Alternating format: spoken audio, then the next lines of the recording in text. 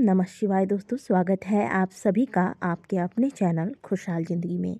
दोस्तों, आषाढ़ मास के शुक्ल पक्ष की एकादशी तिथि आ रही है और इस दिन से भगवान श्री हरि विष्णु अगले 4 महीने तक बलि के द्वार पर पाताल लोक में निवास कर क्षीर सागर में विश्राम करने वाले हैं।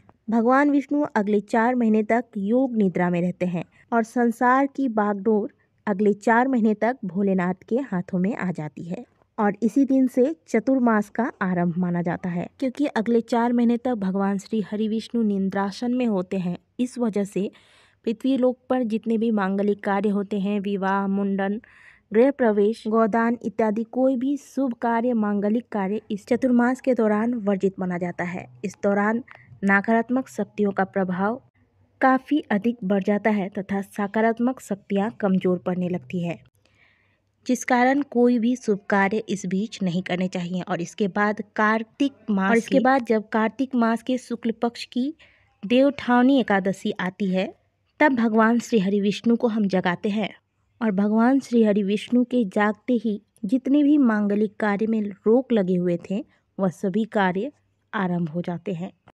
देवसेनी एकादशी का वर्णन करते हुए स्वयं भगवान श्री कृष्ण ने युधिष्ठिर से कहा है कि हे राजन, हरिसैनी एकादशी के दिन मेरा एक स्वरूप राजा बलि के द्वार पर रहता है और एक स्वरूप से मैं क्षीर सागर में शेषनाग की सैया पर तब तक रहता है जब तक कार्तिक मास के शुक्ल पक्ष की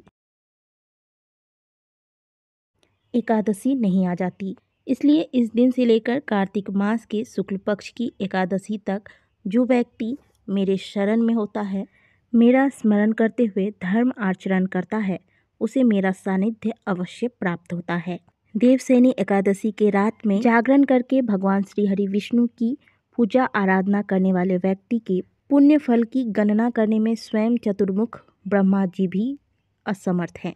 जो मनुष्य इस व्रत का अनुष्ठान करते हैं वह परम गति को प्राप्त करते हैं तथा इस दिन दीपदान भी अवश्य करना चाहिए। इससे श्री हरि विष्णु की कृपा व्यक्ति पर सदैव बनी रहती है। इस साल देवसेनी एकादशी का प्रारंभ 9 जुलाई शाम 4:39 पर हो जाएगा तथा इस एकादशी तिथि का समापन 10 जुलाई दोपहर 2:13 पर होगा। उदया तिथि 10 जुलाई को प्राप्त हो रही है, इसीलिए 10 जुलाई को ही इस बार हरिशयनी एकादशी का व्रत रखा जाएगा। इस व्रत को करने से सभी प्रकार की मनोकामनाएं पूर्ण होती है तथा कई गुना अधिक फल की प्राप्ति होती है तथा इस दिन कुछ खास उपाय करने से भी विशेष लाभ की प्राप्ति होती है। इस व्रत को करने के लिए 10वीं तिथि से ही इसके कुछ नियमों का पालन करना चाहिए, जैसे कि तामसिक भोजन का त्याग करना चाहिए, गलत विचारों से दूर रहना चाहिए तथा ब्रह्मचर्य का पालन करना चाहिए तथा रात को सोते वक्त ओम नमो भगवते वासुदेवाय मंत्र का जाप करते करते आपको सोना चाहिए तथा एकादशी के दिन प्रातःकाल जल्दी उठने के बाद अपने घर की साफ सफाई करें, घर के मुख्य द्वार को अच्छे से साफ करें, पूरे घर में गंगा जल का छिड़काव करें, घर के मुख्य द्वार पर तोरण लगाएं, स्वास्तिक का निर्माण करें, रंगोली बनाएं तथा पूरे घर में आज के दिन गंगा जल का छिड़काव करें। आज के दिन जब आप स्नान करते हैं तो स्नान के जल में गंगा जल और थोड़ी सी 1 चुटकी हल्दी डालकर फिर ओम नमो भगवते वासुदेवाय मंत्र का जाप करते हुए स्नान करें। स्नान के बाद पीले रंग के वस्त्र धारण करें और इस दिन भगवान श्री हरि विष्णु को भी केसर का तिलक लगाना चाहिए तथा स्वयं भी इसी तिलक को धारण करना चाहिए। सबसे पहले तो आप सूर्य नारायण भगवान को अर्घ दें। ओम सूर्याय नमः, ओम आदित्याय नमः, ओम भास्कराय नमः मंत्रों का जाप करते हुए इसके बाद आप व्रत का संकल्प लें। आपके पास जो भी लड्डू गोपाल जी की या फिर श्री हरि विष्णु की मूर्ति है, प्रतिमा है, जो भी है, इनका आज के दिन आप पंचामृत से स्नान कराएं। पंचामृत स्नान के बाद शुद्ध जल से स्नान कराएं, फिर पीले रंग के वस्त्र धारण कराएं, जनेऊ धारण कराएं, भगवान को केसर तिलक लगाएं और आज के दिन क्योंकि एकादशी है तो आज के दिन अक्षत के स्थान पर आप सफ़ेद रंग के तिल का इस्तेमाल करें। भगवान को पुष्पों की माला अर्पित करें। अगर तुलसी दल की माला है तो तुलसी दल की माला चढ़ाएं।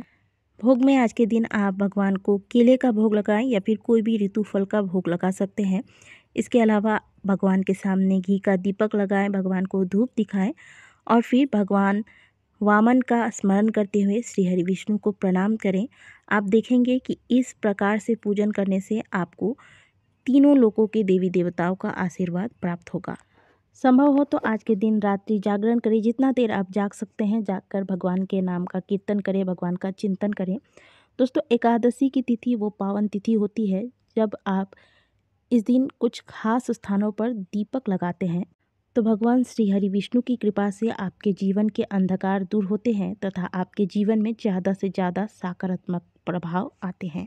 मनुष्य की धन संबंधी समस्याएं दूर होती हैं, पितरों का आशीर्वाद प्राप्त होता है तथा कुंडली में ग्रह शांत रहते हैं। विशेष रूप से यदि आप धन संबंधी समस्या से परेशान हैं, कर्ज से घिरे हुए हैं, तो एकादशी के दिन अपने घर के मंदिर में ही आपके घर में जिस स्थान पर आपने भगवान को स्थापित कर रखा है उस स्थान पर एक दीपक, वो भी गाय के शुद्ध घी का दीपक अवश्य लगाना चाहिए। हो सके तो इसमें 2 लौंग और कर्पूर डाल के इससे भगवान की आरती करें, इससे जीवन में शुभता आती है। दूसरा दीपक, जैसा कि हमने आपको बताया कि एकादशी के दिन आपको घर के मुख्य द्वार को अच्छे से साफ करना चाहिए, तोरण लगाना चाहिए, रंगोली इत्यादि बनाना चाहिए। इसके बाद घर के मुख्य द्वार पर शाम के वक्त एक घी का दीपक लगाना चाहिए। ध्यान रखें कि दीपक को डायरेक्ट जमीन पर ना रखें, पहले थोड़ा सा चावल या फूल इत्यादि रखकर इसके बाद इसके ऊपर आप दीपक लगाएं। तीसरा दीपक आपको तुलसी के पौधे के पास जलाना चाहिए। यह दीपक गोल बाती का होगा और इसे भी आप घी से जलाएं। इससे घर की नकारात्मकता समाप्त होती है। इस दिन भूलकर भी तुलसी के पत्ते ना तोड़ें और ना ही तुलसी के पत्ते में जल दें, नहीं तो आपको आगे चल के दुर्भाग्य का सामना करना पड़ सकता है। आज के दिन किसी भी देव वृक्ष के नीचे, जैसे कि केले का वृक्ष हुआ, पीपल का वृक्ष हुआ या समी या फिर बेल वृक्ष के नीचे एक दीपक लगाएं, क्योंकि इस दिन रविवार होगा और रविवार के दिन पीपल वृक्ष के नीचे दिया नहीं लगाया जाएगा, इसलिए आज के दिन पीपल वृक्ष के नीचे दीपक न लगाएं।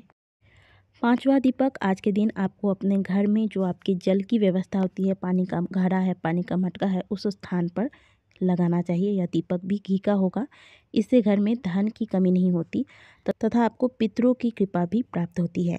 घर में पानी का घड़ा हमेशा दक्षिण दिशा में रखें, इससे पितृ दोष से बचा जा सकता है।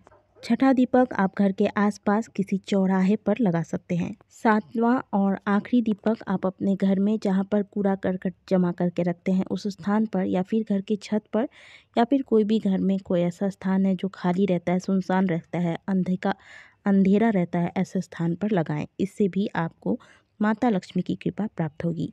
दोस्तों, दीपक लगाते वक्त एक बात का ध्यान हमेशा रखें कि एक दीपक से दूसरा दीपक आपको नहीं लगाना है। तो दोस्तों, इस प्रकार से आपको देवशयनी एकादशी के दिन भगवान श्री हरि विष्णु की विधि विधान से पूजा अर्चना करने के बाद इन 7 स्थानों पर दीपक लगाना चाहिए तथा संभव हो तो रात्रि जागरण करें। इससे आपको विशेष फलों की प्राप्ति होती है।